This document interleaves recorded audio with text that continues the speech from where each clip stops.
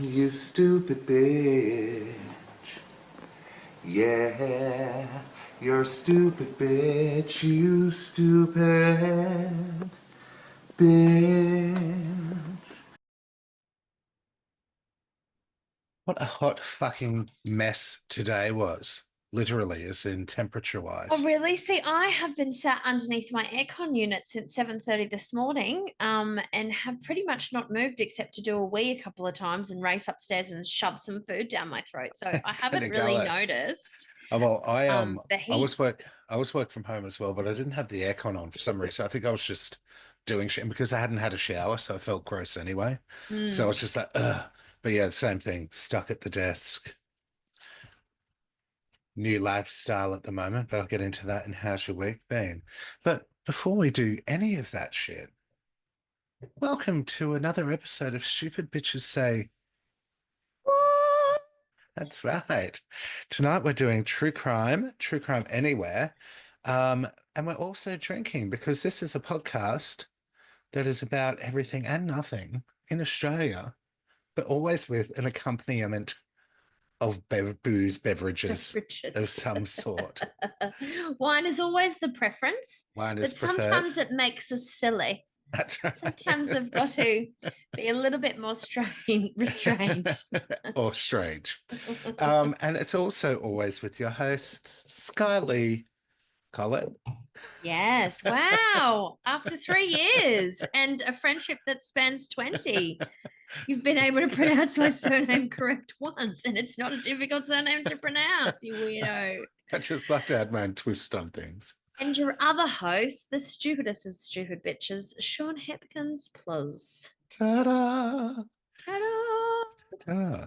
Um, Hopkins, Sean Hopkins. Hopkins.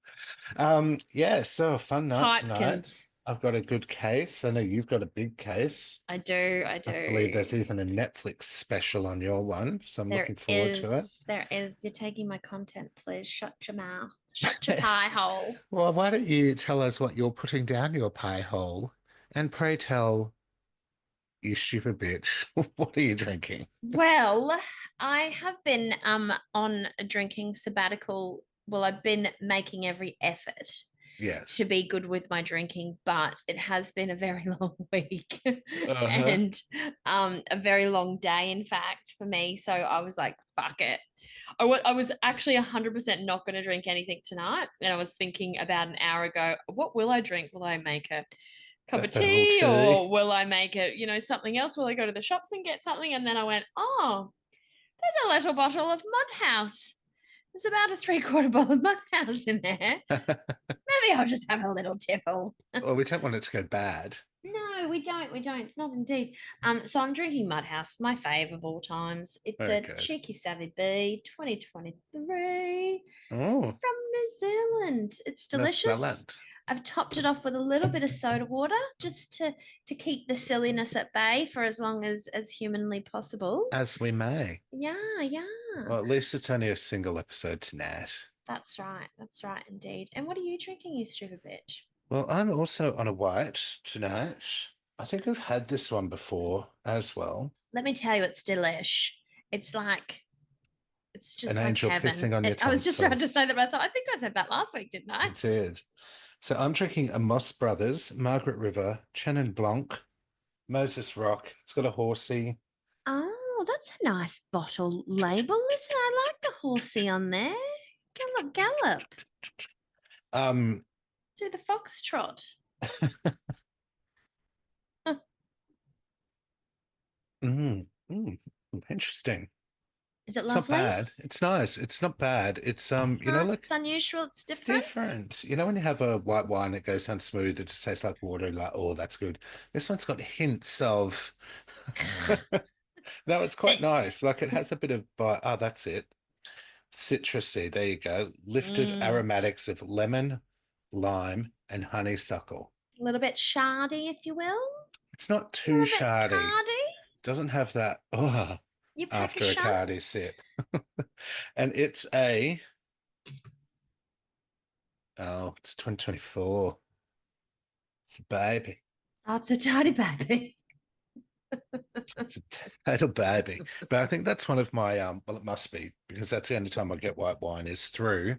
Good pair taste, please. Oh, okay. I thought it was you were going to say it was a naked. I told you we started up the naked, didn't I? I must say they've been sending me a lot of deals, but remember I was really cranky with them when I cancelled my membership because they fucked up a few things, and then they sent Yes. me a box that I had registered for after I'd cancelled my subscription, but I'd registered to be notified, and apparently they sent me an email that I'd got a box, and then they sent it to me, and then they wouldn't comp my delivery costs back, and it was just a whole shit show. So I was very annoyed with them. Customer service was lacking. Yes. Also, I'm trying not to drink alcohol. So I thought if I Alcohol. buy a case of wine. You might be in trouble. I used to get $60 a month taken out. I've just gone with the standard $40 a month now, and I'll just, oh I used shit, to do I'll that. go and have a look at what I can order. I've still got all my Christmas alcohol left over. I haven't ever drunk Jesus. it. I know. See, even though I have had a drink and fallen off the wagon a couple of times in January, I've been very good by my Yes. Well, standards in that's good terms of to, alcohol consumption. yeah, we're looking forward to this weekend. We've got, I mean, the whole of January, it's just been like, oh, I don't want to do anything. I We had we know. had our friend's birthday last weekend, OBS, which was amazing. Um, but yes, it's nice to sort of just stop, even if you have one bender, not doing a double bender and shit like that. Because leading up to Christmas, it was like double benders every Yeah, weekend, nearly. yeah. It was And exhausting. there It's was tough being really popular. there was plenty of AM wines, there was plenty of school night wines. Just have a little tipple at lunch, why don't we? Why not? Um, It's the festive season. but speaking of which, how has your week been? Look, it has been, like I said before, incredibly busy, but it started off with a banger because it was a long weekend. So it's only a 4 day week, which has still been the longest week ever. Yeah, I I was know. in meetings today and everyone was like, is this like the longest, shortest week ever? And And everyone it's was not like, even yeah. over. We still got a whole day. And it's only Thursday. But it's a short week, so we shouldn't complain. But we had a very, very quiet Australia Day weekend, and I apologise if any of my work colleagues or my football colleagues are listening because I have bleated about this to everyone and Mhm. boasted about our crazy quiet weekend and how amazing it was. So they've already heard this story, told in great detail, which I'm just about to do. So we said we weren't going to drink all weekend. We lasted until Sunday afternoon, and then we got on the beers. But we still ended up having our little individual parties for one. So like I just brought a jigsaw puzzle, and I had started it the day before, and I really wanted to finish it. But one of my favorite things about doing a jigsaw puzzle though is like drinking a bottle of wine solo, my Yeah. music on in the background, and just sipping, having a vape, Oh, nice. going through the bits. So we did that. I was on the beers. I wasn't on the wines though. Tyler had some bourbons and stuff like that and played PlayStation while I did my Cool. jigsaw puzzle. And then the rest of the weekend we just like food prepped and for the week ahead and did grocery shopping. I read 2 books. Oh, well done. Um, I did the jigsaw puzzle, like I said, and it was we did house stuff, we took the dog for walks. It was just like so chill and exactly what we needed. Like, Good. and Especially after the week you've had. yeah, we like slept in, we stayed in our jammies. Every time we were like, should we do this? We're like, do we want to do this? If Nah, we don't want to do it, let's not do it. let's Like, not do it. do we get groceries? We'll get your groceries later. Like, there was no rules. Do you know what I mean? Yeah. It was like just free for all. Yeah. If one of Whatever you us didn't want wanted. to do something, we were like, no, we're not doing it. Okay, cool. Let's just go sit back in bed. Had no pressure as well Okay. from the other person Yeah. going, we should probably do this now. I know, so highly recommend it. It was excellent. Did have a little bit of FOMO at times because we were invited to a couple of parties, and there was a few times where I was like, "Ooh, do we want to go out? Should we go out?" And on Friday night, especially because the launch of a big long weekend, Tyler was like, "Should we have a drink tonight?" And I was like, "If we can't not drink on the first night of the weekend that we said we weren't going to drink for, what hope is there for us?" We are in trouble.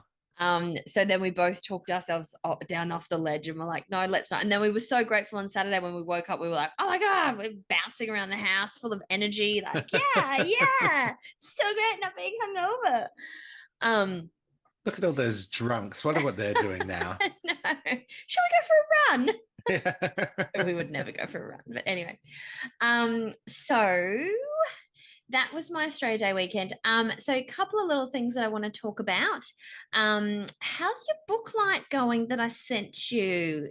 Has it helped you to finish Seven Husbands of Evelyn Hugo? It hasn't helped me finish it, but it is lovely and it does the job. I do enjoy it. Um, and I've read a couple of books, but I can't remember if they're worth mentioning because I think my only 5-star I talked about last week. But I did a post today about the books that I've read in January and I rated them and then I tagged the Stupid Bitches Say What in it as well. So if Oh, anyone's cool. listening and they want to know more, chuck us a comment and I will elaborate on those books. Yeah, look, I read a couple that were okay.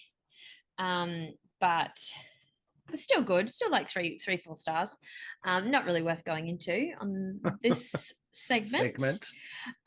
But you'll be pleased to hear that we finished Black Doves. Oh, cool. I've got that as my How's Your Week Been? One of my things. Yeah, So we can talk about that yeah. together.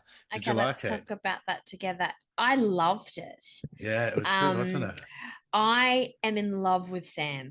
I just think The he is the yeah, best. yeah, Like he can do no wrong in my eyes. yeah. I Even just though he think, murders people. even though I just him for a living, I just think he's so beautiful. Their friendship, his and Keira Yes. Knightley's friendship, is just so beautiful, and I just love it so much. And How good are the fight scenes in it? well, see, I thought they were okay, but Tyler was like, you told me there was heaps of fight scenes in it. The boy said there was heaps of fighting in it. He was a little underwhelmed, which Yeah. was surprising because he wanted to watch it and had suggested a few times. And I'd be like, meh. And then when you were hassling me about it, like, you never watch the shows I tell you to watch. You demand I watch yours. So so we were watching it. He was really into it the first 2 episodes, but I think the storylines were a bit too in depth for what he was looking for. I don't Right. know. We'll have to do that. But I loved as well her handler, the grey haired one, the Oh, English yes. one, and she was quite brutal. I loved her. I She thought was she was totally excellent. brutal. Yeah. Um, She's kind of like a Joan Budd. yeah. A little bit, yeah. But yeah, I loved her too. I really did. I'm not a massive Keira Knightley fan. She was good in it, I thought but she was good in she it too. wasn't my favorite part of it. It was Mm. more the other supporting characters. And Sam. just like Vinny said, I did love the Irish Oh, girls. the Irish shit woman, the blonde one. She was Yeah. fucking But the other one hilarious. was Irish too, wasn't she? The brunette. Yeah, yeah. Or Like was the she other, I English? don't know if she was English or Irish, but I know definitely the blonde one was definitely Irish because she had Yes. all the sayings and Yeah. all that stuff. And she was just so funny. Yeah, but it was really good. I'm really excited that there's definitely going to be a season 2, right? Because they Yeah, left it on a bit of a cliffhanger. yeah. But what about It's the already bit? signed up renewed. Oh, is it? Oh, that's good to hear. Yeah, But what about the bit where when they go back the 7 years before and they come up the hitmen come after Sam when he's in the yes. apartment with Michael and he protects him down the stairway and Yeah, he's yeah, like, just yeah. hold on to my back and just close your eyes, whatever you do, don't look. And he keeps turning back and smiling at him and like patting his head while he's like people are shooting at him. And they're And there's trying to that really dodge and nice he's yeah. music on.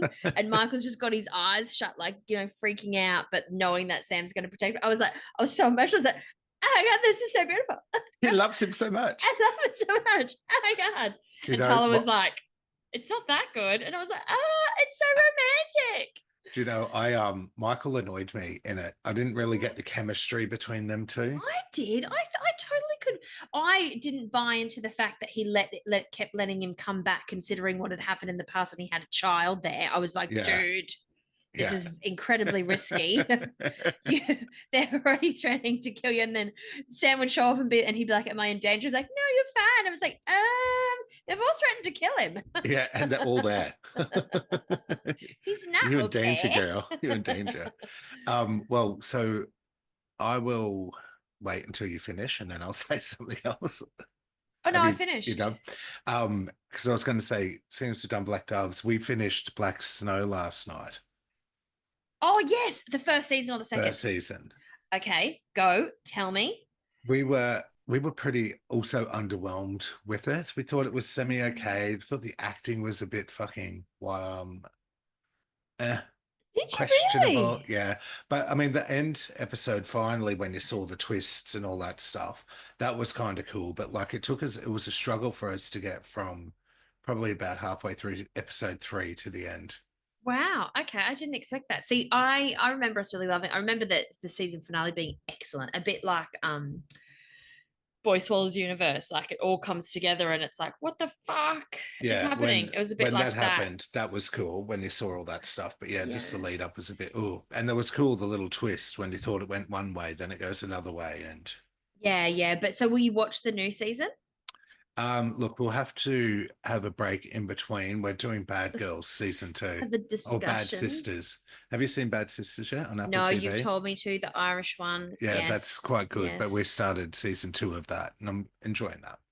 Yeah. The other thing we finished recently, finally, was our Game of Thrones rewatch. I think we finished that just a couple of Oh, nights ago. And I have to say, I know I've said it before, we loved it so much more the second time round. It was just so much easier to understand, knowing what was going on, picking up on things. I wasn't as upset with the ending this time around. No, really? I yeah, was so just about to ask you that. because you know what happens, you kind of see the intricacies, or like when she starts to flip out a bit more and get a bit more angrier in the build up to it. And She does. You're right about that. I was glad that she went in the end. Like in the first one, it's like, no, she should have been the leader. Am I right? But at this stage, I was like, yeah, no, she's annoying me. So I'm glad she got stabbed. But they're meant to be making a movie follow up. That's rich. I don't know that I would go that far. Yeah, she went a bit cray. Like she killed all the um King's Landing civilians with a dragon. She sort of swept the whole way up to the castle, just burning the shit out of them all, children and shit like that. She got a bit Mm, cray. But yeah, they're meant to be making a follow-up movie to it that Peter Dinklage has signed up for, and it's like a few years afterwards. I saw that. Yeah. I don't know if it's a fake news one, like, Gremlins 3 that's meant to be coming out for about fucking 5 years. So I You don't can know. usually tell when it's fake news. Like when you see the post, you go under and like read if there's not an article attached, Mm, or there's usually like 1,000 people saying fake news, fake news, fake news, fake bullshit. news. Yeah. Yeah. Yeah. All right, should we get into it? Yeah, yeah. It's your turn to go first, of course. It's your topic. Of course, of course. The horse, of A course. horse is a horse, of Of course, of course, of course. course. Unless the horse can talk, of course. You know more of that jingle than I do. And that Oh, is, look, of she's finished course, her first glass of wine. How surprising. the famous Mr. Red Wilbur. All right, so I'm doing the case of Brittany You were going to Ujlaky. say the case of Benjamin Button then. I'm doing the curious case of Brittany Ujlaky. Ujlaky, sorry. And I watched this one on People Magazine Investigates, which is Oh, on yes. Foxtel. On the Fox box, so we got the Fox app in our bedroom. They only have Mm-hmm. 2 seasons, but I'm pretty Mm-hmm. sure on Foxtel it's got all of them. I tell you what, Foxtel needs to get their shit together, don't they? So, like, yeah, some of their movies and their shows that they come. I mean, it's handy to record certain things, but I'm just recording free to air. Maths has started too, by the way. You know, we haven't actually set it up, which is really dumb, and I need to do it because we only got one box. And because Tyler wants it in the bedroom because he watches so much sport. So Foxtel's his thing. I could totally leave Foxtel. I do not need it, but he loves sport. Like he watches like 7 sports at one time. Yeah, So we have it for him, but he likes watching sport before bed or waking up at 3 o'clock to watch international sport and yada Jesus yada. Christ. So we don't have the TV connection. You need the actual tele connection for the Foxtel to work Like an properly. aerial. Yeah, like the box, like the recording and everything. So if we put it downstairs here, it would work perfectly because there's an aerial down here. But Mm. because in the bedroom, so we can't do all the records and stuff, Oh, which that's is annoying. really annoying because I'm like, the only thing that I would take advantage of is like recording maths Yeah, and and then fast forwarding Survivor, the and ads. yes, Yeah. and that's what I do. Yeah, So we um, don't use it. We pay for it, but we don't use it. But if we paid for to its two full boxes, we potential. could do it, and I could How, just come downstairs. But how much is the second box? I can't recall. But we're already on a really cheap one, and they just messaged me this week, and I thought of you when you had all those dramas with Foxtel last Yeah, time. They messaged and said, "Oh, your package is ending. We're going to have to upgrade your price." And they didn't say what price. They said just log into our website and find out. So I sent it to Tyler. I was like, "You sort this out. find Yeah. out how much more money it's going to be. Then we'll discuss if we're Yeah. keeping it or not. Yeah, ours is pretty good. It's $60 a month, but that includes everything except Yeah. for maybe premiere movies. And like we still rent some movies and Yeah, shit. yeah. Okay. So, anywho, after our little Fox chat, yes, I've been watching People Magazine investigates on Foxtel. As I said, on the box, when you've got it, they'd have about 8 seasons of it, and we watched all of them. They're really good cases on it. It's a great series in how they sort of narrate it as well.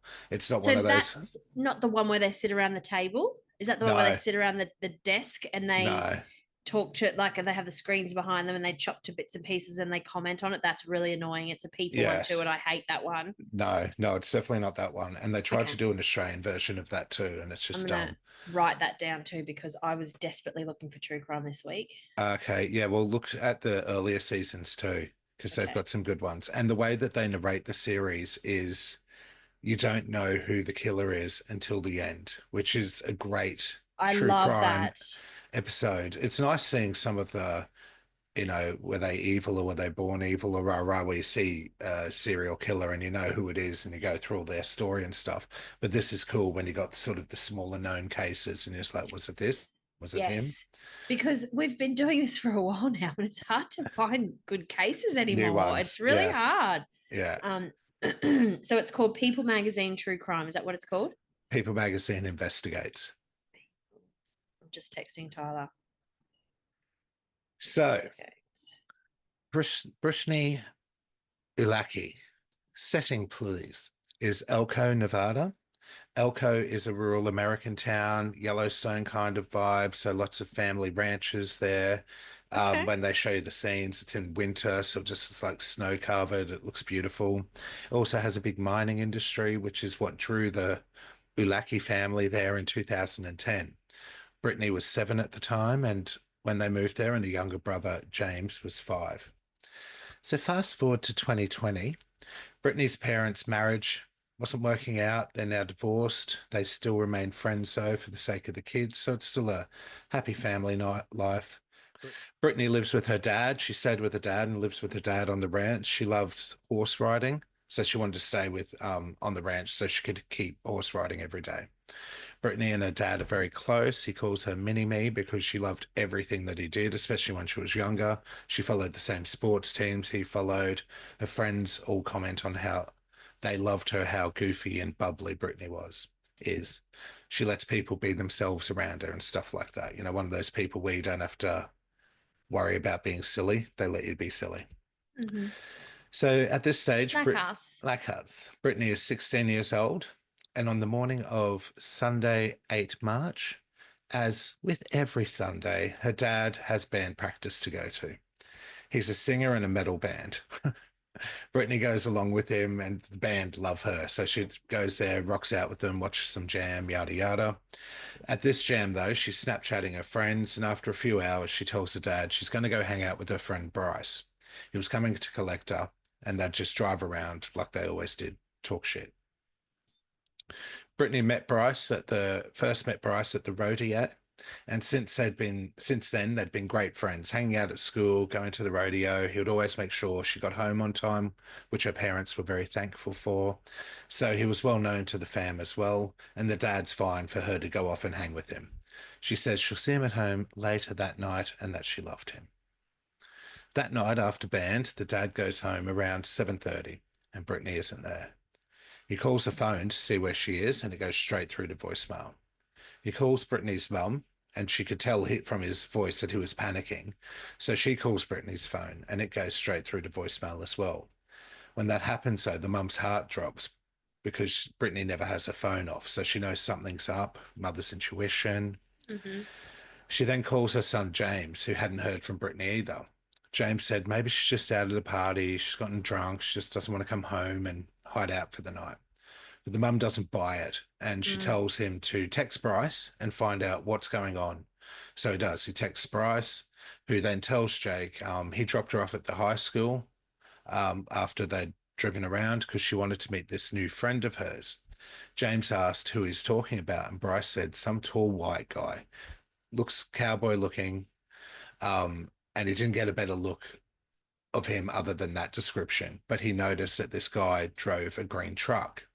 They say the type of truck in the story, it's like an F-150 or some shit, but meh, it's going to Uh-huh. have no relevance in my brain.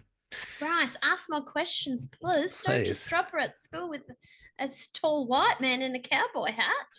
I know, but please drop me somewhere like that. so So when the mum finds this out, she really starts to panic, wondering who this random cowboy is. She asks some friends of Brittany, so she just starts doing the call around, and no one knows who the cowboy is. So while they panic, they're also giving Brittany the benefit of the doubt that maybe she's just done something stupid. She's always liked the cowboy vibe. Maybe she's Mhm. hurt someone. She'll be okay. She'll be okay. Brittany doesn't come home that night, and the next morning, the father calls his ex and gets her to lodge a missing persons report. Jesus. The police go around and they take details of what's happened. Brittany's mum and brother recount the story that Bryce gave them about this mysterious cowboy. The mum also tells police that the cowboy might be named JT. So after she's made some more calls to the friends, Brittany's friends, one of them's told her about this guy JT that Brittany had been talking to, but that's all she knew. His name was JT, nothing else. The police then arrange a visit with Bryce to get more details on what happened from him directly. He recounts his story. They drive around, chatting.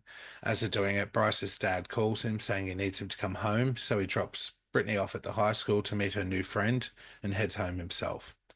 Bryce confirms again how he dropped off Brittany. When he dropped off Brittany, she met up with this cowboy and then they went to his green truck and got in. And that's all he saw. The police aren't getting any alarm bells with Bryce, so they spread the word about the missing teen and start to focus on finding this mysterious cowboy and the green In the green truck. truck. The police contact the network provider of Brittany's mobile to see if they have any GPS data or mobile tower pings that they could use. The search shows that there was a ping from a tower about 5 miles from where Bryce dropped her off at school. The police head out to that area to investigate. And in the meantime, the family are conducting their own searches. Everyone's frantic. They have no idea who this JT guy is and they're freaking out a bit. So they're fucking putting flyers up everywhere, driving around, trying to find any sign of Brittany, driving around all over town. One of Brittany's friends texts Bryce again, asking if he can give any more information or suggest any other places that they could search where no one would have looked yet. He said Spring Creek Mountains could be a goer, but then he them know, asked them to let him know if he can do anything. He's feeling really guilty. He's so sorry that this happened and that he has so many regrets, but that's on him. And he hopes they don't blame him for anything because he's just feeling super guilty that he was the last to Mm, see her, mm. dropped her off. She's gotten into this fucking car. With a weird guy. The person replies, "Of course, we don't blame you, yada, yada, yada." Okay, so now it's been 36 hours since Brittany's been missing. The family are covering the towns and missing person flyers, hitting social media, all that jazz. And the town really comes together trying to help find Brittany or provide any info they have.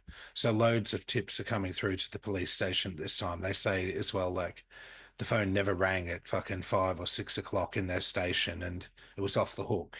Yeah. But nothing is super concrete.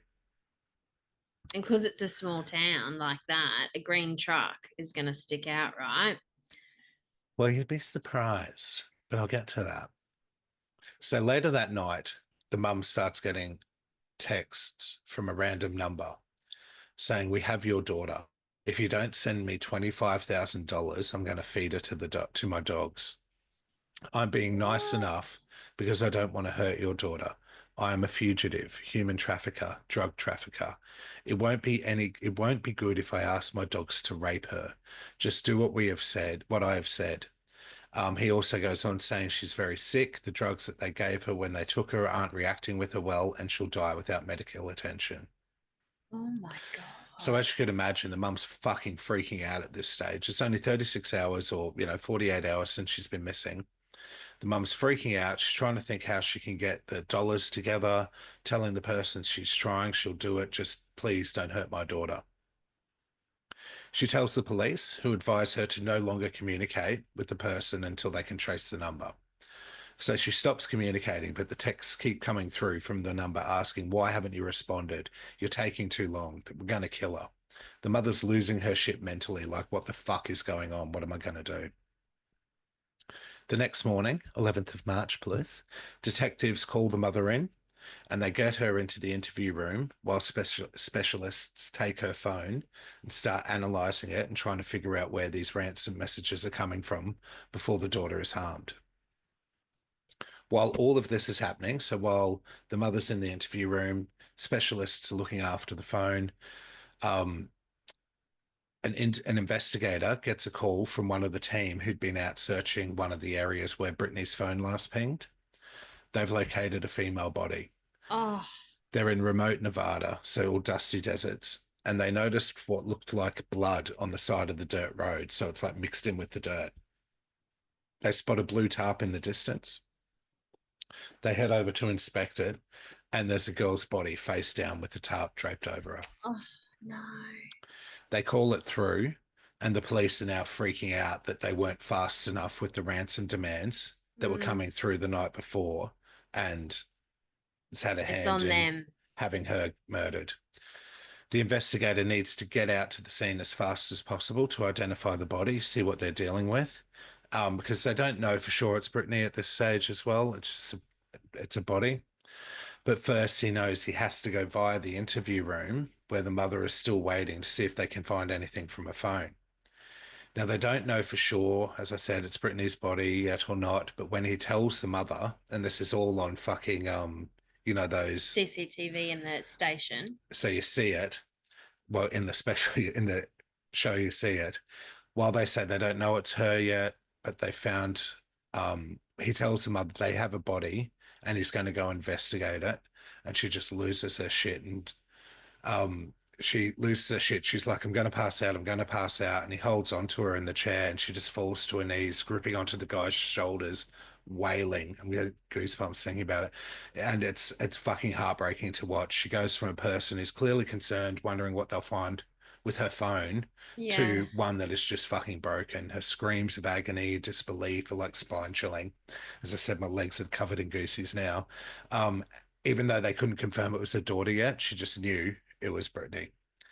When the officer's telling the story as well and reliving it, he breaks down and gets quite emotional recalling the moment as well. It's fucking rough. So, anyways, the officer goes to the scene, sees the red staining, and also finds a condom wrapper on the edge of the roadway. They keep searching and find some white earbuds hanging in a bush, and in that same bush, the used condom. They notice drag marks from the red stains leading to the body. When they remove the tarp, they notice signs of sexual assault, more Oh blood, and a no. puncture wound to her neck. Then a short distance away, they find a keychain with the name Brittany on it. Oh So they're no. now pretty confident they've found Brittany Ujlaky. An autopsy is done to confirm it's Brittany and the cause of death. Once they're done with the crime scene, the identity of the body is confirmed. The police go to tell the father. It's 2:30 in the morning at this stage. So shit had also already been all over social media that a body's been found, yada, yada, yada. So even though he saw that, he still doesn't have the confirmation it's his daughter until he sees the police arrive. Mm. And then, of course, he breaks down. It's so shit that it all comes out from other sources, though. Like, Yes. you can't keep it quiet because the Yeah. media is involved, then social media gets involved, and then there's all these searchers who are just, scanning every single piece of information. And it Um, takes what takes away that privacy for the family, doesn't it? yeah, like, and then they hear about it before they actually know it. It's horrible. Mm. It's just adds even more trauma to a awful, awful situation. Well, you'll love this then. The fucked thing is, the next morning, her brother wakes up to all these messages from friends saying how sorry they were. They can't believe it's Oh, true. Please tell me it's not true. And he's like, what the fuck's going on? And he goes into his dad, and his dad confirms it's Brittany. She's been murdered. So the police continue investigating the location of this phone number that sent the texts.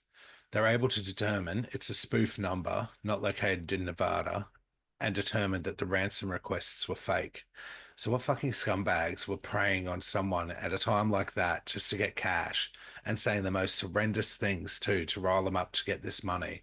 And there is a special place in hell for those fuckers too, I think. Yeah, 100%. The autopsy reveals the cause of death being strangulation and a stab wound to her neck. The severity to the wound meant that she lost a lot of blood really quickly. So the intent was to kill her. Yeah. They do DNA swabs on her neck, under her nails. They do swabs on the condom, and they send it off the DNA samples to be analysed. They know that if they can link the condom DNA to Britney, they'll have the killer's DNA as well in the condom. So while they wait, they go back to looking into finding JT and the cowboy driving the fucking green truck. Brittany's mother is calling people, seeing if they know who JT is or who drove a green truck. They cross-reference JT's driving this specific type of green truck, the F-150 or whatever it is. Um, so they cross-reference JT's people in the town and who drove that truck. They What, also there was a had shit ton of concerns. them. They were concerned could be a transient worker that frequency area. You know, ranchers get those types of workers, and whoever it was could be fucking ditched or could have ditched town by now. What year again was it? So this is to 2020. 2020, right? Yeah, so that was the day of Tinder and dating apps and stuff. All So of that. it could have just been a hey, let's meet up. And yeah, Yeah, she a didn't know random one, anything just some about him. cowboy. So Brittany's brother James comes forward and saying he's got a friend who says he knows a guy on a ranch who drives that green truck and his name is JT. And during the cross-referencing, the police actually find two ranchers with JTs who drive that specific green truck. Fuck So, off. I know, right? That Brittany may have had contact with. What are the fucking chances, right? Apostrophes. But they weren't in the area when Brittany disappeared, and they have to eliminate them both. So they've got two JTs with the fucking green truck that Brittany could have been in contact with, and they're eliminated. So, like, how many fucking Oh, JTs? I'm starting to think that there's some silly buggers happening about this JT person.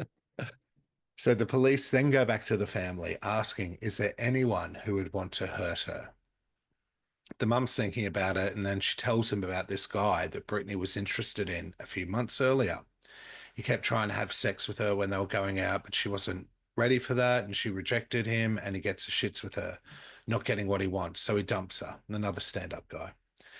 Brittany is still good friends with his younger sister, though. And one night, Brittany and the sister were out driving one night, and one night, Brittany and the sister were out driving, and another car, where the driver was on his phone and not paying attention, runs Brittany off the road, flipping her car. They Oh both go to God. hospital, but they're both ultimately okay. The ex, the one that was being an Pressuring arsehole, her. pressuring her, then blames Brittany for his younger sister being in the car crash and starts harassing her.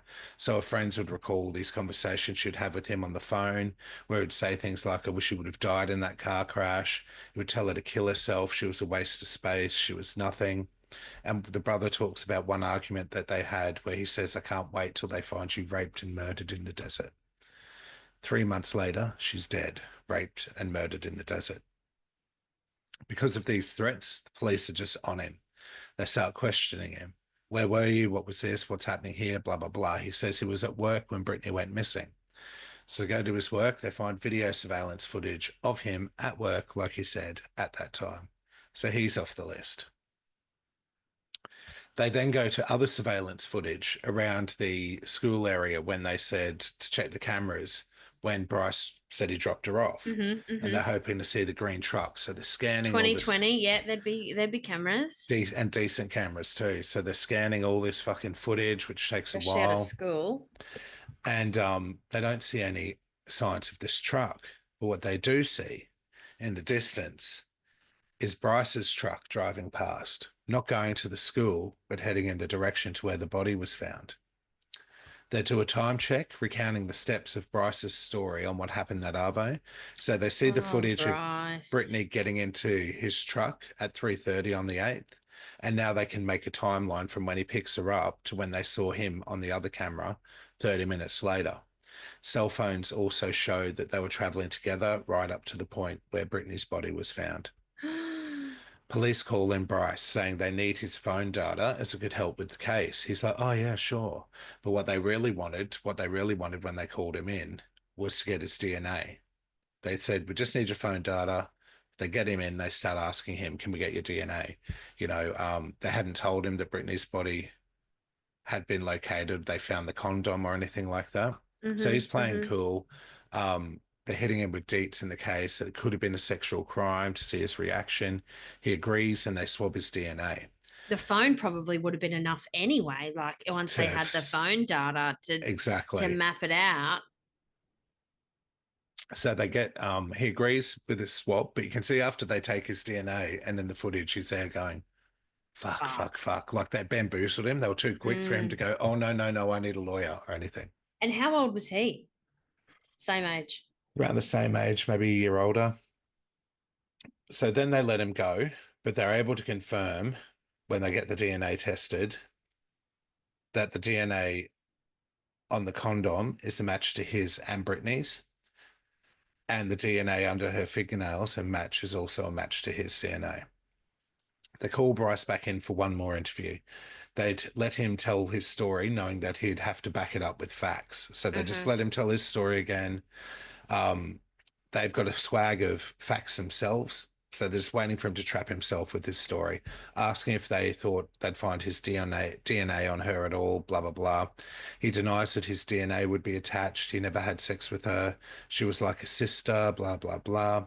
They tell him that they found the body and the condom, and he's like, oh, it can't be me. Then he changes his story. She was being really flirty. They kissed and fooled around, and then the reason why his DNA is on the condom is because I think maybe she performed oral sex while he had a condom on. He's saying all these stories, but then his stories changes again and changes again multiple times. Um, he's saying he just drops her off. I didn't kill her. They're like, hey, dude, how'd the condom end up near her body with your DNA? He just denies it. I didn't kill Brittany. They go out of the room, leaving him in there. They come back in so many minutes later with an arrest warrant and arrest the fucker. Turn around, hands on your back, blah, blah, blah. The parents race down to the police station knowing they found the killer, and the family are fucking shocked when they find out it was one of her best friends and a family friend, Bryce Dickey.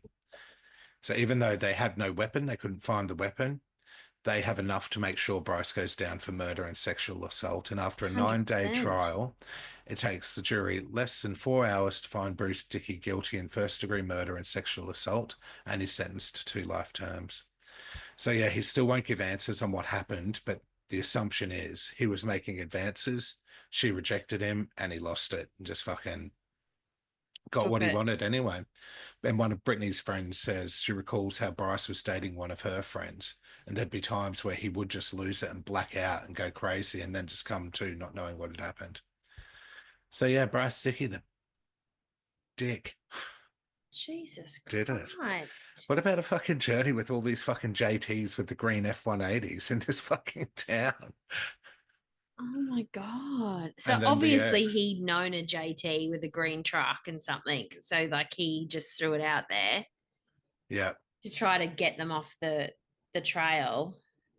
But ultimately, what a fucking idiot because he left his DNA everywhere. He left his fucking the condom wrapper, the condom, everything. Yeah, I know. What a fucking idiot. But yeah, there's footage of Oh like she's got of filming him and they're laughing together and yeah, it's pretty fucked.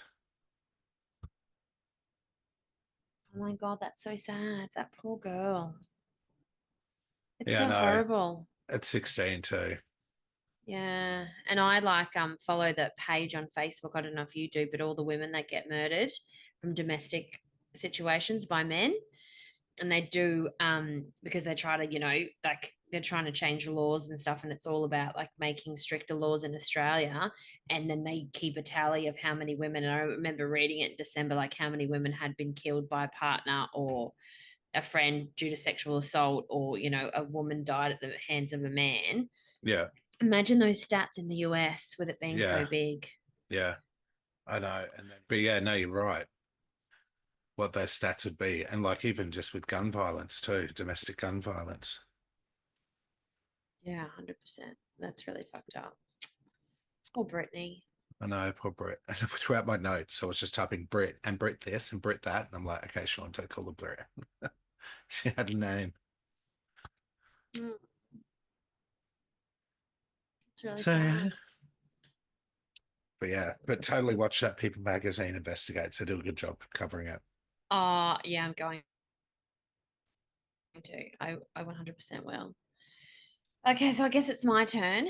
Mm-hmm. This one was really hard for me because you know how true crime is not my like favorite thing to do, and I have digressed, I think, recently into some older true crime because we can not take it as seriously.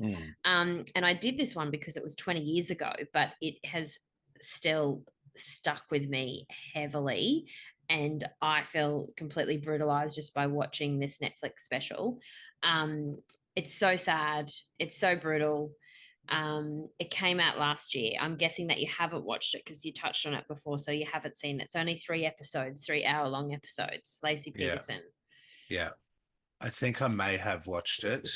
You will know as I talk through it, Yeah, if you have seen it. But if you haven't, you're totally going to have to watch it after this because I'm not going to do it proper justice because there's just so much information out there. Um, but once I started watching it, I had to keep going, and I was like, I have to do it. Um, yeah. Tyler, who's not a massive true crime fan, my husband, I said to him, I've got to watch some true. So I always say, I've got to watch a true crime episode for the podcast. And that takes precedent, like during whatever watching we're doing. If I say it has to, because it's usually just one episode. So we always jump ahead. Um, so we put it on and we watched the first 2 episodes. I'm pretty sure on Sunday night before we went to work. No, must have been Monday night. And we were so tired that we got through it. And he was like, he said 1 episode. And I was like, it's actually 3 episodes. I'm sorry, babe. And we watched the first episode and he was like, you have to put the second episode on. And it was Okay. like midnight before we saw the end of it by the second episode. And there was 1 episode left. And I was like, you're too tired, aren't you? He's like, I really want to watch it, but I got to go to sleep. So as soon as we got home from football on Tuesday night, we're like straight into our jammies, straight into bed. And we're like, Oh, we've got to put it nice. on. I love it when they leave it on a good cliffhanger that wants you wanting more. Yeah. But I want to start by saying it's really important that whilst this podcast is about true crime and we mean no disrespect by covering these incidents, I really want to respect the fact that her family wishes her to be remembered as an amazing human, a vibrant, fun-loving young woman. She was not the sum of what happened to her. She was so, Yes. so much more than that. So Same let's with all of them. Yeah. 100%. So let's talk about Laci Peterson, or Laci Rocha, which was her maiden name. Laci was the girl who was friends with everyone. Her mother tells of all the parties and sleepovers that happened at her home because of just how popular she was. And this was like when she was little, and you see it in the family videos, and as she was a teenager and as she became an adult. She was just the life of the party. Yeah. She had girlfriends that she knew from early primary school and maintained these friendships into adulthood. She had lots of friends that were guys as well as the occasional boyfriend. Her friends say she had a captivating smile and laugh, and it was impossible not to have a good time when she was around. Oh my God, I feel really emotional. No, I could see it. It's so sad. Laci was a good student. She was a cheerleader in both junior and senior high school. She had grown up on a dairy farm and enjoyed gardening with her mother. So she went to attend university and studied horticulture. She had a large friend group from her early school years and from people she met in college, and a family that adored her. She was driven, knew what she wanted, was madly in love, and excited to become a mum for the first time. Laci was born in May 1975, and when her parents separated while she was small, her mother Sharon went on to marry Ron Gransky, who doted on Laci and her brother from day one. She was about 2 when that happened. Laci continued to see her father, her biological father, on weekends and kept helping out on the dairy farm. But she lived in Modesto, which is in California, with Sharon and Ron until she went away to college. So her mum and her new husband, not new because that she was like she was a toddler when they got together. Yeah. In 1994, Laci met her future husband, Scott Peterson. He went to the same university, California Polytechnic State, or Yeah. Cal Poly, as all the kids were Yes. calling it, please. I've heard that. Cal Poly. Yeah, I know. I was like, what I is a think I've heard it in Polytechnic? anyway. Like I was Yeah. like, so yeah. I'm Anyway, sure I've heard it in the Goldbergs, Cal Poly. yeah, maybe actually. Um, so Scott was working at a restaurant called Pacific Cafe in Morro Bay, and Lacey would attend there from I time went to to Morro time. Bay. Vinny and I went to Morro Bay. Oh, no We way. had a night there on our drive up from LA to San Francisco. Oh, there you go. I was nearly going to leave Morro Bay out because I didn't think anyone would know, other than people who were from the States, obviously, where it was. So I was glad I put it in. Had And clam chowder there and oh, I love a good surf collection. and turf. And Lacey would attend there from time to time to see a friend that also worked there. After a few visits, Lacey got up the nerve to slip Scott her phone number on a napkin, which he accidentally threw away and then recovered when he realized what it was. He called Lacey and they began dating. Scott was 2.5 years older than Lacey. He had been the only child of his parents, Lee and Jackie Peterson. When Lee and Jackie met, they had 6 children together from previous relationships, and Scott was the only child that they had together. His sisters claimed this made him the favorite, but they didn't mind. All the siblings adored the youngest brother. Scott initially got a partial scholarship to Arizona Tech University, but due to an incident involving him taking out a much younger golfer and allegedly getting him drunk, he was kicked off the golfing team, leading him to eventually transfer to Cal Poly. He went to another uni in between. He studied international business originally, but eventually graduated with a degree in agricultural business. I'm not sure if this was due to Lacey's interest in horticulture, because there was an Right. age difference, but he eventually, yeah, had an agriculture degree, all in business. As Lacey and Scott's relationship became serious, Scott put his professional golfing dreams on hold to focus on his career, although I'm not sure he had one at that point. Yeah. All goals. Yeah. Lacey's mother talks about the tall tales that she used to tell her about Scott's achievements. At the time, she thought they were exaggerated and hard to believe. How could a young man accomplish so much? But her daughter was so happy that she kept that to herself. And when she finally met the man herself, she forgot about these things. Her Yeah. daughter was in love. This man was well spoken, came from a good family, seemed to worship Lacey. What's not to like? Yeah. So he's Lacey's obviously gifted with the gab. He knows how to, yeah, Yeah, woo people. 100%. But a very reserved, sort of quiet, soft-spoken man too. But again, it's like, you don't always like the kids that you pay. I mean, the people that your kids bring home, you just got to be like, yeah, Let's say, you got to hope that they get. You don't know if it's going to last forever either, and you yeah, just got to like support them and hope you for know the best. do your best because if you say something, then it becomes a You're whole the thing. you're the villain. Yeah, exactly. Unless it's something really horrible. And he wasn't horrible. He treated her like a queen. Yeah. Lacey's friends weren't fussed either. So these were the friends that she knew from like early primary school. There was Yeah. 3 of them. There was 2 of them from primary school and one she met in college, but all 4 of them were like tired as fuck. They were super, super close. Scott was quiet and reserved around them, but very showy behind closed doors, taking Lacey on fancy trips when they were first going out. He had a tendency to let Lacey do the talking about all the good things he did for her and what a Mm, wonderful partner he was, but they only saw this through their friend's eyes. yes. And that's a bit of a red flag, isn't it? And they question themselves heavily about that now. They're Yeah. like, why didn't we get to know him Pick more? up. Yeah, Why yeah, didn't yeah. we ask more questions? Why did we, not Why does push she more? why does she feel that she has to keep talking him up But in front of again, them? I think it was done in a very genuine way. It wasn't like that. I think she really wanted them to love him as much as she loved him, but he was quiet when he was around the friends. So Yeah. she was always And like, these are all the great things that he does. And he was doing all these great things for her. So she genuinely thought he was the best thing since sliced bread.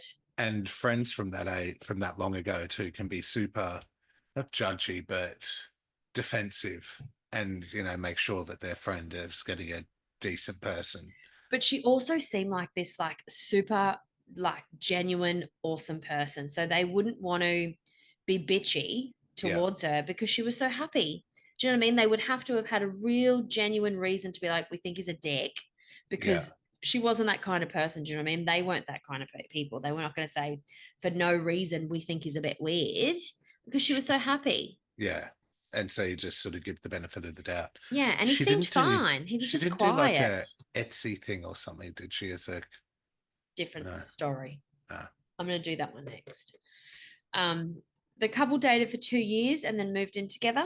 After Laci graduated, they were married. There is speculation that Scott commenced his first extramarital affair shortly after their marriage, but I couldn't confirm this info other than the fact that prosecutors used it down the track. I don't want to go into any more detail than that, but I couldn't confirm it. I believe it though. It's Scott's alleged. it's alleged.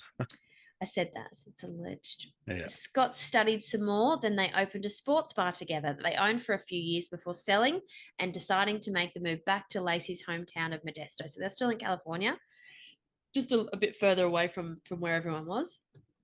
All the friends were stoked. The family was stoked. They were coming home. They purchased their first home in 2001 with a view to start a family.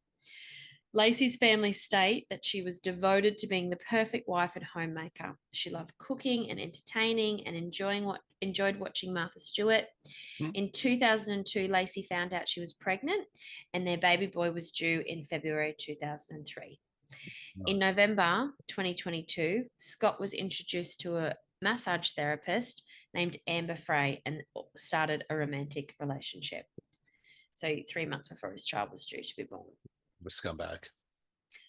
On the evening of December 23, 2002, at approximately 5:45 p.m., Laci Peterson and her husband Scott Peterson visited Salon, a hair salon where Laci's sister Amy Rocha Salon, worked. salon. A hair Salon, salon. salon.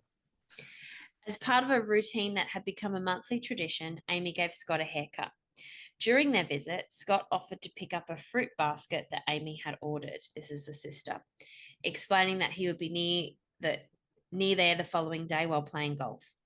Prosecutors would later highlight that Scott had also mentioned to multiple people that he planned to play golf on Christmas Eve. Later that night, at around 8:30 p.m., Laci's mother, Sharon Rocha, spoke with her daughter over the phone. This would be the last confirmed conversation between the two before Laci's disappearance. According to records, the final three individuals known to have interacted with Laci that evening were her husband Scott, her sister Amy, and her mother Sharon. God. Scott later told law enforcement that the last time he saw Laci was the following morning, December 24th, Christmas Eve, at approximately 9:30 a.m. He stated that before leaving their home, Laci had been watching a Martha Stewart television segment about meringue and was preparing for a busy day. Would have been doing all the Christmas cooking and shit. She'd planned to mop the floors, bake cookies, and take their golden retriever Mackenzie for a walk in a nearby park. There's a sign in their house that says Merry Christmas. Scott claimed that he then departed for a fishing trip at the Berkeley Marina, which was a little bit away. So she's preggers at this stage, is she? 7.5 months preggers, right? So shortly after Scott's departure, between 10:18 and 10:45 a.m., multiple neighbors noticed Mackenzie the dog wandering alone in the neighborhood. A neighbor found the dog with his leash still attached and returned him to the Petersons' backyard at approximately 10:30 a.m., though she later testified she first saw the dog at around 10:18 a.m.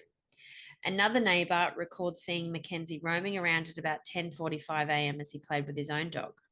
A third neighbor reported seeing Mackenzie with a muddy leash, but did not notice anything unusual at the Peterson residence. So Scott left the house at about 9:30. Yeah. And the dog's now roaming. Exactly. But then the neighbor went and put it in the yard eventually. At approximately 2:15 p.m., Scott left a voicemail for Laci, and this is on the special. You can hear the voicemail saying, "Hey, beautiful, it's 2:15. I'm leaving Berkeley." There's a bit more to it on the special, and he ends with saying, like, I'm going to stop somewhere and pick something up, and, love you. And why would you say it's 2:15? We know you called it that time. Oh, sometimes you do say that though. Like, I mean, most of the time you text, but sometimes I might ring Tyler and be like, "Hey, it's 2 o'clock." Like if you want them to know when time you're leaving somewhere, I guess. So it could be legit. Yeah, I don't do it. When he arrived home later that afternoon, he reported that Laci's car was still in the driveway, but she was nowhere to be found. She's 7.5 months pregnant, by the way. He also claimed to have discovered Mackenzie in the backyard once again. So Mackenzie's back where he's supposed to be, but he'd been out earlier. She's not there. The mum's not there. So Scott later relayed this information to Laci's mother, though Sharon would go on to dispute parts of his account later on. Upon returning home, so he would have got home, like he phoned at about 2:15. It was a couple of hours drive. He would have got home about 5 p.m. or so, I think. So he gets home. She's not there. The dog's in the backyard. He takes a shower, washes his clothes in the washing machine, eats a couple of pieces of pizza. And then he goes and knocks on the neighbor's door to see if they had seen Laci. The neighbor and his wife later testify that they overheard Scott saying he had been golfing that day rather than mentioning his fishing trip. So he speaks to the sister at the hair salon. I'm going golfing tomorrow. He tells the neighbors he was golfing during the day, but he goes on a fishing trip. A relative of Laci's also later testified that when friends and family gathered at the Peterson home later that night, the night that she goes missing, Scott initially told them he had gone golfing earlier that day. For God's sake, so what was it? Yeah, I know. How do you not know what you were doing that day? How do you get throwing a club or throwing a rod? Yeah. Concerned about Laci's whereabouts, Scott eventually called his mother-in-law, Sharon, to ask if Laci was with her. Sharon later recalls that this was the moment she knew something was really wrong. Shortly after, both Scott and Laci's stepfather contacted law enforcement to formally report Laci missing. Authorities received the missing persons report just before 6 p.m. So at the time of her disappearance, she was 7.5 months pregnant with an expected due date of February 10th, 2003 on the 24th of December. The case quickly captured national attention during widespread media coverage and intense public interest. The media and the public became consumed by the disappearance of Laci and Connor, with vigils being held and the community gripped by hope that she would return safely. So you imagine seeing a missing persons thing on the news late on Christmas Eve. You'd be like, shit, this pregnant woman's gone missing. Do you know what I mean? Like, you'd be watching the news all day on Christmas Day. You'd be like flicking it on going, I hope they found her. Maybe she just went for a walk, or maybe she fell down, or I hope she's not in trouble. Maybe she went into labor and a good Samaritan took her to the hospital and she's been in too much pain to call or something. Do you know what I mean? Like, and everyone was just like intensely focused on finding this woman. So detectives Alan Braccini and John Bueller from the Modesto Police Department were assigned as the lead investigators in response to the missing person report. Struggled to get over that one, didn't I? Upon arriving at the Peterson residence, the detectives conducted an initial interview with Scott Peterson and performed a brief walkthrough of the home. During their conversation, Scott informed them that he had spent the morning fishing for sturgeon at Berkeley Marina, a location approximately 90 miles away from their home in Modesto. So Tyler goes at this point while we're watching the documentary, why would you go solo 90 miles away in a boat with a heavily pregnant wife on Christmas Eve? Yeah, exactly. Tyler's like, she's got to cook meringue. Yeah. Tyler's like screaming at the telly. He's like, dude, stay with her. Like, seriously, she's 7.5 months pregnant. It's Christmas Eve. Don't fucking go on your boat. Yeah. While surveying the house, investigators discovered several of Laci's personal belongings, including keys, wallet, sunglasses, purse, tucked away in her handbag in the closet. Concerned about her whereabouts. Exactly. Well, the car's still there. Yeah. So the only thing that could have possibly happened is that she'd taken the dog for a walk and something's happened in the morning while she's walking the dog, right? Because that's everything's why the dog's still running there. Around. Yeah. Yes. Totally staged.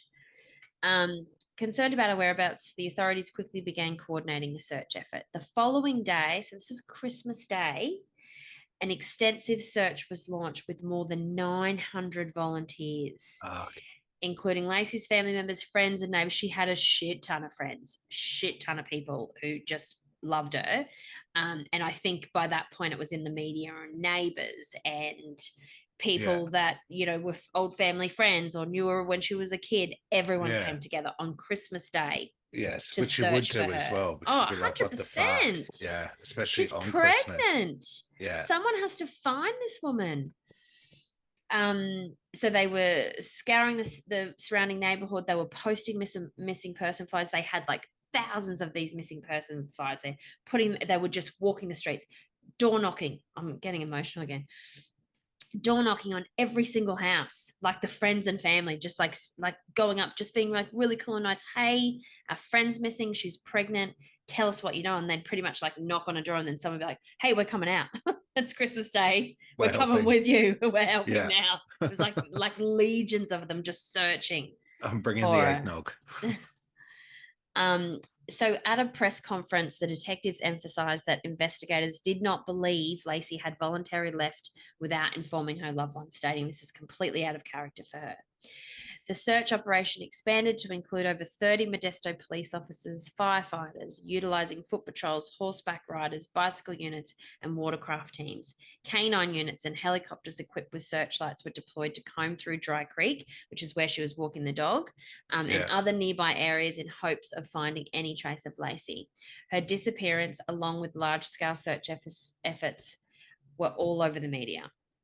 As the days passed, a reward was offered for information leading to Laci's safe return, initially set at 25,000.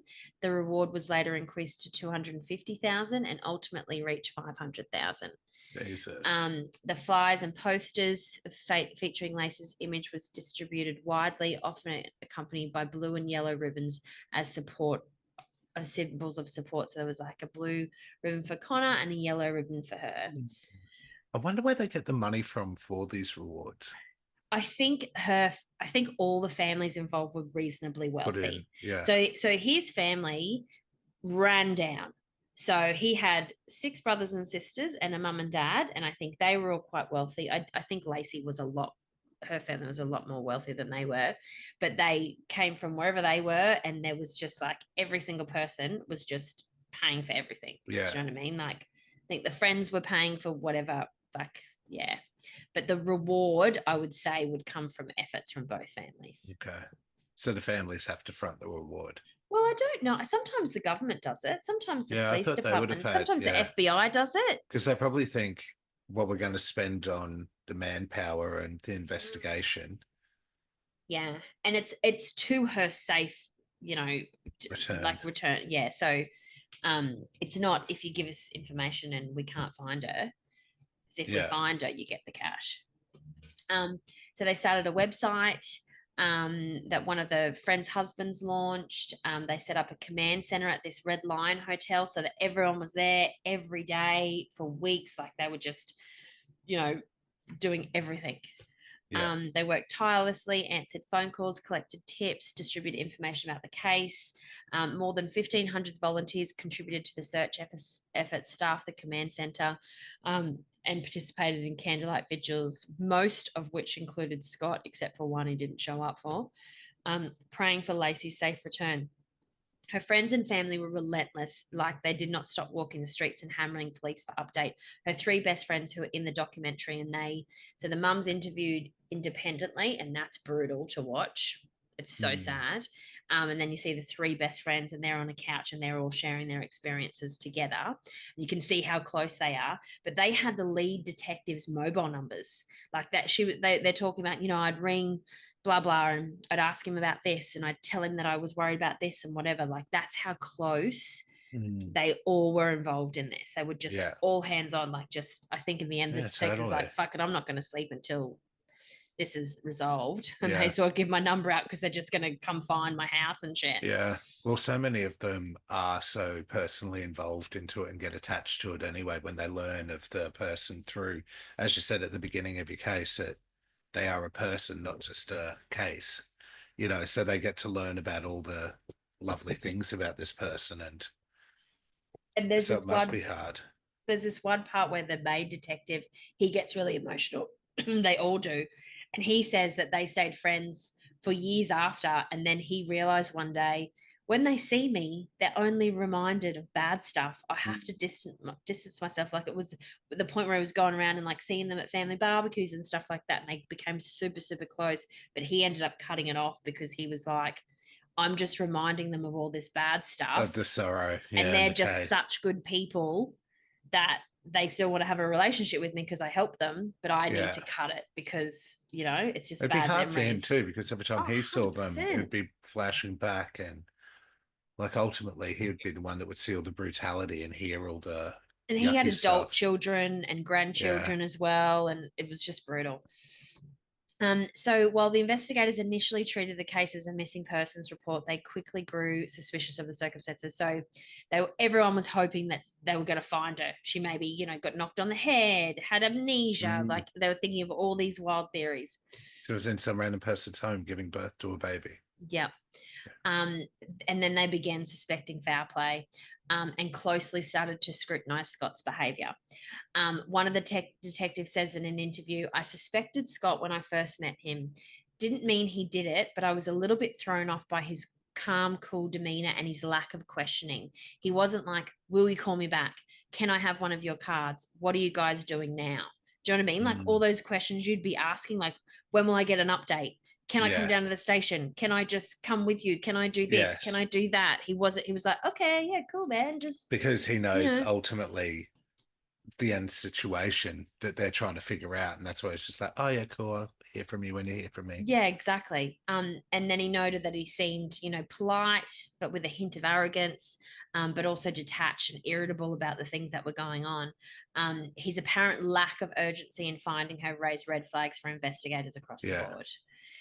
So, despite growing suspicions among law enforcement, her family, particularly her mother, Sharon, stood by Scott, describing him and Laci as the perfect couple.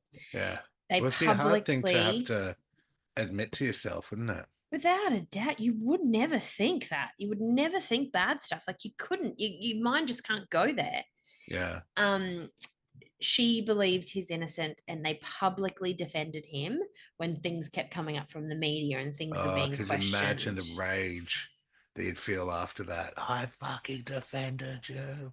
I know. Yeah.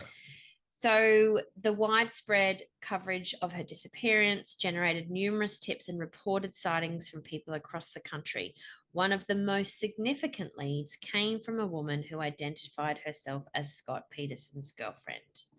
On Ooh. December 30, 2002, so this is a couple of days after she went missing, Amber Frey contacted law enforcement and disclosed that she had been romantically involved with Scott. So how they show it in the special is that someone's on a 911 call, like a tip line call, sorry, and she's like gesturing to the detective to come over, and she's typing the notes of what the call is into a Yeah. computer, and he comes over and reads what she's typing, and he's like, put her on the phone to me, give it, because she's like, I'm in a romantic relationship with Scott Peterson.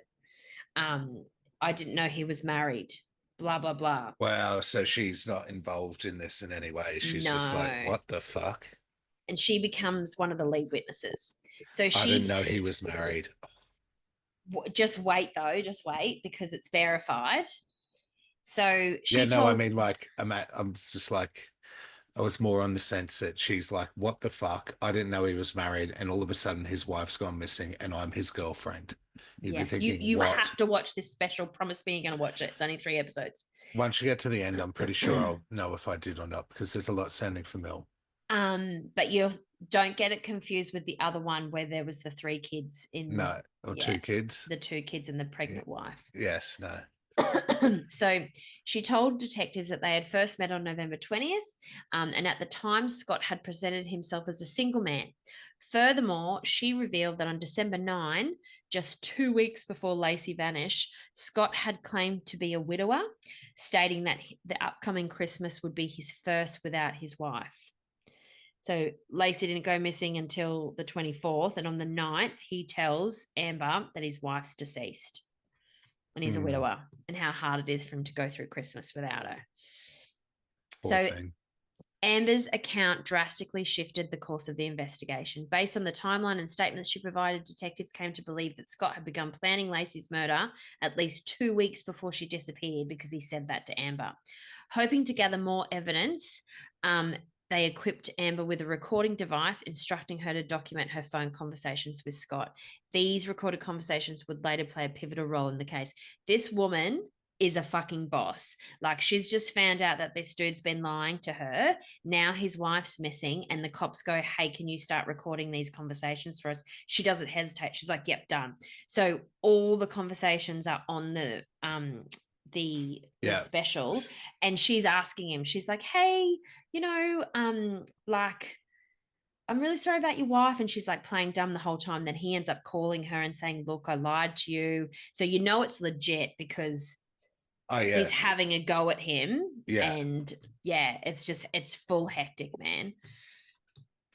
So on January 15th, 2003, detectives met with Laci's immediate family to inform them of Scott's affair with Amber Frey. The news deeply shocked Laci's mother, who had previously defended Scott, but now became convinced that he was responsible for her daughter's disappearance. Just over a week later... Even if he wasn't at that point, he'd still just be like, you fucking... Yeah, you're responsible. Yeah. She's about to have your baby, you fucking piece of shit.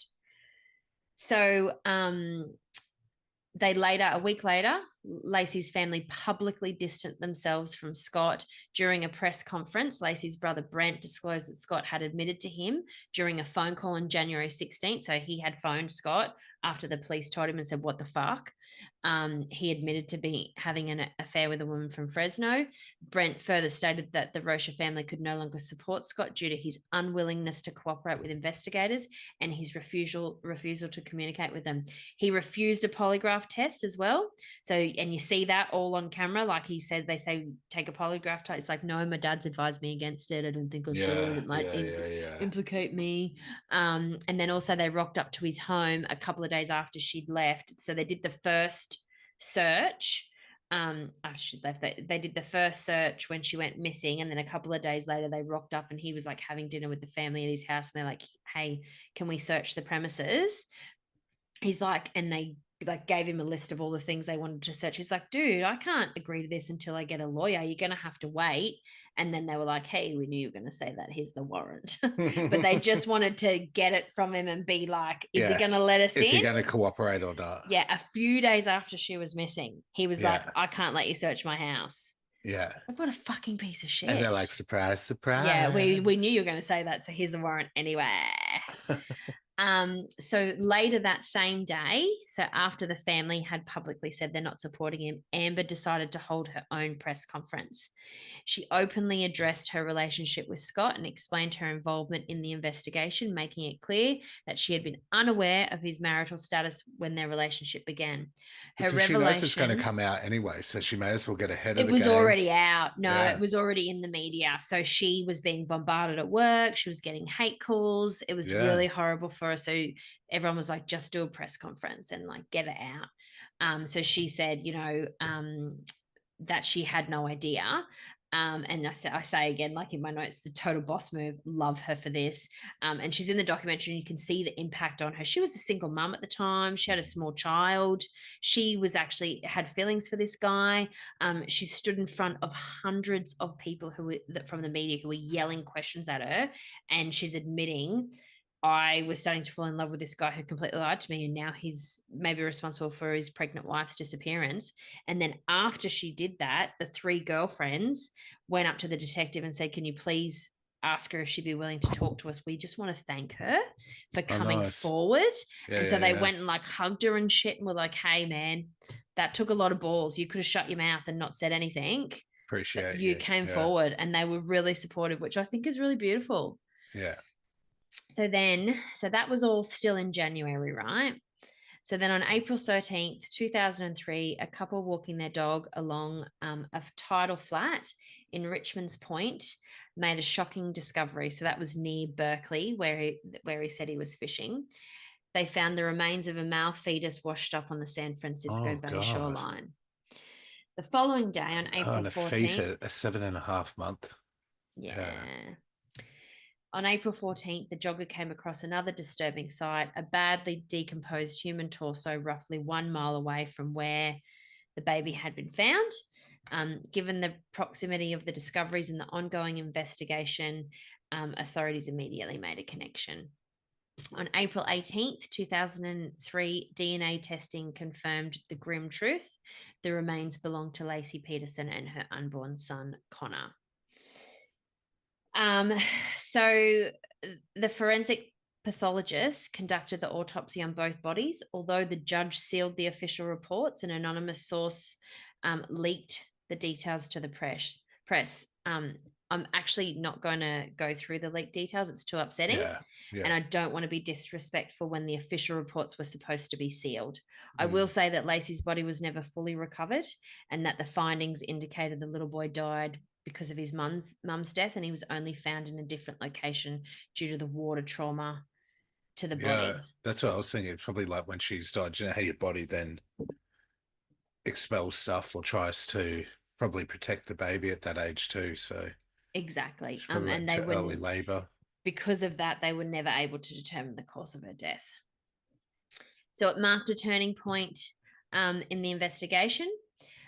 One key piece of evidence came from Scott's fishing boat. Investigators discovered a hair wrapped around a pair of pliers inside the boat. Using that mitochondrial DNA testing, Oh again, yeah. we've talked about that a few times. The FBI confirmed that the hair was consistent with samples taken from Laci's hairbrush, further linking her to the boat that Scott had used on the morning of her disappearance. They carried out other searches of his warehouse. So he had a separate warehouse to the house. Among the findings was a homemade concrete anchor inside his boat. Investigators noted that Scott had purchased the boat just 2 weeks before reporting Laci missing and found it suspicious that he had made an anchor himself. So when he started talking about his alibi and stuff, the mum, Sharon, she's like, what the fuck? He owns a boat? What do you mean he owns a boat? We don't know about a boat. And Yeah. when she asked him about it, she's like, when did you buy a boat? And he's like, oh, a couple of weeks ago. He said it was a surprise for her husband. And that's why he didn't say anything, because he wanted to tell the husband and surprise him. And she's like, what? What? It doesn't make any Why? sense. Yeah. Why did you like it was fucking bullshit? And they still claim to this point that Laci never knew about the boat because it was in his warehouse. Right. So he So brought she, it because two otherwise weeks she would have before. said, we've bought a boat. And they found the receipts and stuff. So he brought it 2 weeks before when he told Amber that he was a widower, like. Yeah. So He had plans. he claimed that he used a 90-pound bag of concrete to create a single boat anchor, and then used the leftover concrete to repair his driveway. So then they found all these other impressions in the warehouse of obvious other anchors that were made. It looked like there was 5 separate molds, and they couldn't find where he had repaired the part in the driveway, but yet all the concrete was missing. So it looks like he made 5 separate anchors and they only found one in the boat. Fucking hell. So I'm just gonna skip through some of that. Okay, so as their case against Scott strengthened, detectives began monitoring his movements more closely using a GPS tracker secretly placed on his vehicle, which I love. They just like walked up one day, I'm like, bang, Yeah. just putting this right here. Just a little air tag. They tracked Scott's movements to San Diego. So authorities feared he was preparing to flee to Mexico to avoid arrest. So this is when they were starting to build their case, right? They'd found the body. They hadn't had the DNA come back just yet. And they had put a tracker on his car. And then he's in San Diego, which is right on the border to Mexico. So they were starting to freak out. So all the cops like start going down. They're trailing him. He's freaking out because he doesn't know who's trailing him. He thinks it's the media, Scott. But his family did live in San Diego. Like they were down there, and he was going to play golf with his brothers and his dad, because he needed to get his mind off it. And he says like it's a therapeutic thing that they used to do in stressful situations and stuff like that. But the I coppers wonder what his family are thinking. Just like, oh my God. they support him 100%. 100%. They believe that he is innocent to this day, Still, okay. right now. All right. So the coppers are chasing him. He thinks it's the media. He's trying to lose them because he doesn't realize it's the coppers. They've literally got helicopters as well flying above again. He thinks it's the media, allegedly. So he's like dodging them and stuff. And they eventually arrest him outside of the Torrey Pines Golf Club. where he says he was meeting his father and brother for a round of golf. His appearance had drastically changed. Mhm. He had dyed both his hair and beard blonde, making him almost unrecognizable. So he's on the border of Mexico. He's going to play golf, but now he's got a blonde goatee and a full head of blonde hair, right? Yeah. So when they grab him, they found in his car nearly 15 grand in cash, Oh, God. multiple Viagra tablets, camping and survival gear like hot plates, proper stuff that you could live out of your car for if you really needed to, several changes of clothes, 4 cell phones, like 4 burner phones, and 2 driver's license, including his brother's driver's license, who he looks exactly like. Oh, wow. So, yeah, he's totally doing He's a run. totally going to do a runner. 100% he was doing a runner to Mexico, and then they would have been fucked. They never would have found him. So when questions, he said, oh, it was his brother's and that he needed it to get into the golf. He was very quick on his feet in terms of coming up with excuses too. So he said he only had it because they were really strict at the golf place about letting people in that weren't members, and he was going to cheat his way into the golf course. Yeah, but also explain the 15 grand, the camping and survival gear, the 4 cell phones, mate. Exactly. Yeah. The Viagra. The fact that your hair's blonde and your bed's blonde. So following his arrest, the detectives personally transported him back to Modesto when he was booked, where he was booked into the jail. One of the detectives remembered that they got a call in the car confirming that the DNA sample belonged to the bodies of Laci and Connor. And they told Scott, so they were sat with him, like he was in the back, one copper was next to him, detective was next to him, the other detectives were in the front. They told him that they'd found his body, that they confirmed the DNA, and they reckon he shed one single tear. And then about an hour later, they decided to go through In-N-Out, the burger place, to get some food. And he turns around and he's like, oh, yeah, have a burger, large fries, and a vanilla shake. Oh, Jesus Christ. What the fuck? Yeah. He's just found out, after believing that his wife has just gone missing and claiming she's just gone missing, that her and his son are dead, and he wants a burger and a vanilla shake. What a fuckwit. Yeah. It's like his last meal before he goes in. So trial proceedings begin. So Scott Peterson's trial officially began on June 1st, 2004, and quickly became a major media spectacle, which was closely followed by national news outlets. So this was the kind of thing. So when they brought him back, when they got him from like on the border of Mexico and they brought him back to the jail, the streets were lined. The detectives couldn't get through on their car. The streets were just absolutely covered in people with signs. Thank God you got him. Like it was just this whole thing where everyone was just like, oh my God. So you can imagine what the trial was like. Like they could only let so many people circus. Yeah. into the courtroom. And of course the media gets special treatment as well. They book out so many, the family gets a bit and then the media get the rest, sort of thing. So it was just like an absolute circus. So during opening statements, the prosecution argued that Scott Peterson murdered his wife, motivated by his extramarital affair with Amber Frey. And then they heavily focused on his suspicious behaviour before and after Laci's disappearance, including misleading others by claiming he'd been golfing and inquiring whether police had used cadaver dogs to search the park where Laci was supposed to have walked their dog. On the day she went missing, have you ever seen a cadaver dogs? Yeah. It's just a fucking idiot. Jesus, cat. The defense led by Mark Girago, so he's like a really famous attorney, so that's why you know that they've got money. So he's one who I can't remember, they showed it in the special, like all the people that he had defended, but it was like big name people. They mocked the prosecution's theory, arguing that it was illogical to believe that Scott would throw away his entire life for a woman he had only dated 4 times. And then it went on. They tried to discredit them with the Martha Stewart thing, but that didn't work out. But mostly it was circumstantial evidence and key witness testimony. So in the end, this is something that sits a bit weird with me because I do feel like everything that they had was all based on opinion. Do you know what I mean? Yeah. Like there was no evidence. There was a bit of hair that was in the boat, but technically no one really knew if she knew about the boat or not. Yeah, They exactly. suspected So that she didn't, but hair she being very well the could have. It could have been an impulse buy, and she could have jumped in. They could have taken the boat out, just somewhere really local. Christmas. Yeah. Yeah. So the rest of it is just completely circumstantial, and it's all based on the fact that he changed his story a couple of times about the golfing and the fishing, and he just acted sus the whole Yeah. time. And also the concrete things that he couldn't really The anchor. explain, the anchors. Yeah. Yeah. So it was all completely circumstantial. Yeah. But there's one bit on, I was talking before about Amber Frey's recordings. Yeah. So there's one bit before when she knows that he's dodgy and she's recording him, where he rings her on New Year's Eve and says, so she called detectives on, I think, the 30th of December and said that, she was in a relationship with him, and they said, can you wear a wire? So he had said to her, look, I might not be able to talk to you for like a week or so. I'm going to be traveling. I'm going to Paris.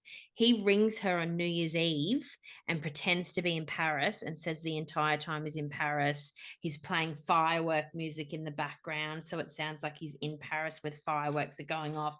He's telling her how amazing Paris is at New Year's, and he hopes that he can take her there one time, and fully fucking lies, and it's all recorded. So it's so bad. What a Um, loser. he also, before he was arrested, he altered his appearance.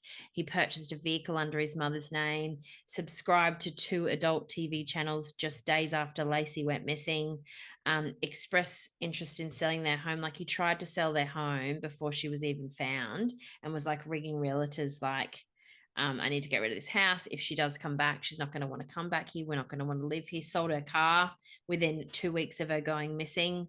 Jesus Christ. Just was like completely done with it all. So on November 12th, 2004, the jury found Scott Peterson guilty on 2 counts of murder. First-degree murder with special circumstances for killing Laci Peterson, and second-degree murder for killing their unborn son. So in the special, a lot of the reporters are telling their version of how it went, because they followed it from the beginning to the end and they were all invested. And they were the ones who generated a lot of the media attention as well, because they were the local reporters. One of the reporters who followed it from the beginning, a woman, she reckons that when she came in, when they were doing the sentencing, she looked over at the jury, and one of the women coming back, one of the women jurors, looked up, looked at Laci's mom, winked at her, and then went and took her seat. Oh, wow. And then that, she reckons that's when she knew that they were sentencing him, that they were finding him guilty. And That sounds very familiar. Tyler and I looked at each other and we were like, that's highly illegal. The Yeah. jury could totally be dismissed if that came out. Well, like, it you is can't out. do that. Yeah. But then they convicted him, and then they sentenced. Then the jury had to reconvene, I think, a couple of weeks later and determine what the sentence was going to be, and it was the death penalty. Oh, wow. Yeah, so death penalty by lethal injection, but he ended up appealing that, and there was lots of conflicting stuff because it's such a big case and there's so much involvement. There was lots of conflicting stuff with the jurors, and it was like a smaller town, so a lot of jurors got dismissed or got in trouble for being on the news and stuff. And so in the end they were like, maybe the jury wasn't entirely impartial, so we're going to remove the death penalty, but he's still in jail forever. But he maintains he's innocent right now. There's a webpage that is up to date that's dedicated to proving his innocence. Asks for GoFundMe nominations, like, donations, tells all the stories about why he's innocent. His sister-in-law went and got a law degree just so that she could just dedicate her time Jesus. trying to get him out. And I mean, like, if he is fucking innocent, then this is all terrible. And I know circumstantial evidence you can't rely on, but also there's a lot. In my heart, I believe that he is guilty, which you and I both agree that that's not fair. Like, especially when the death penalty's on the table. But I don't we can really still have an opinion. Yes, I don't really believe that they had enough evidence to convict him, though. And I think if it wasn't such a huge case and the brutality of what happened, I think in a different situation and maybe in a court, they sent it to another court. Sorry, so they sent it to a place where centered on the other side of California where no one knew as much. So the court case wasn't held locally either, to try to, make it unbiased. And there was people genuinely in the jury because they interviewed some of them in the special, and they said they'd never heard of it. They, hadn't heard what had happened. They weren't media people and whatever, so they didn't know. So there was people who didn't know on the jury about the situation, but there was no crime scene. There was no evidence in the house. Like, there was nothing really to time other than that hair, which could be explained away. The worst thing for him was lying about that affair and lying to Amber. And also changing his appearance and and trying to cross the border and having all these homemade anchors when he had the thing for 2 weeks. But if you were wrongly accused, you might try to cross the border too. Do you know what I mean? Like, to try to get away if you knew that you're going to prison for something that you didn't do. Anyway, I don't want to be devil's advocate because I do believe that he did it. And but no, you're right. Special, you're right. It's clear from the way that he behaves. He's just a fucking piece of shit. You can see it. It's written all over his face. But if Amber Frey had not come forward, if she had seen that and just kept silent and just blocked him and never answered his calls and was like, I don't want to get involved, this case would not be the case that it is. Her coming forward and recording him and having that evidence blew it up. She's amazing. And I think that, good on her. She can sleep well at night knowing that she helped something and she could have walked away from it, but she did the right thing. Well, I've put on your Amber Frey. Yeah, but there are parts of it. Watch it. I'm pretty sure I have. I don't think there would have been a special on Netflix of true crime that we haven't. And the winking thing sounds very familiar. But I think there's been heaps of specials on this, like over the years. It's been 20 years. Yeah. This was the first one that the mum let herself be interviewed for or commented for. So you actually see her in the house. She's on the couch. She's in it most of the way. And then the friends are there too. And then the other really good part about it, I think, is that his sisters, so 2 of his sisters who were by his side through the whole thing and 100% believe he's innocent and he's been wrongly accused, you hear their story. Plus the reporters, plus the detectives are in it as well. So it's interesting. Yeah, it's very good. Very good. Well, another recommendation for a true crime people. Yeah, but it's very sad and very brutal, and I feel terrible for that family. Yeah, it's all sad. Oh, well, at least we don't have to back this up with the pop culture. I know. At least we don't have, a double. Another 2 hours ahead of us. Anywho, thanks for listening, Stupid Bitches. We hope you enjoyed our Thursday night special of true crime and white wine. Woo woo! Tune in next week as we go back into our realm of unsolved mysteries. Yeah, and put it on our socials. Give us a rating out of 5 bottles of wine. Yeah. Do you like this episode 1 bottle of wine, or do you like it 5 bottles of wine? And just remember, you're using wine, so be kind. Good night, you stupid More bitches. wine is better. More wine is better. Good we night. all love more wine. Good night.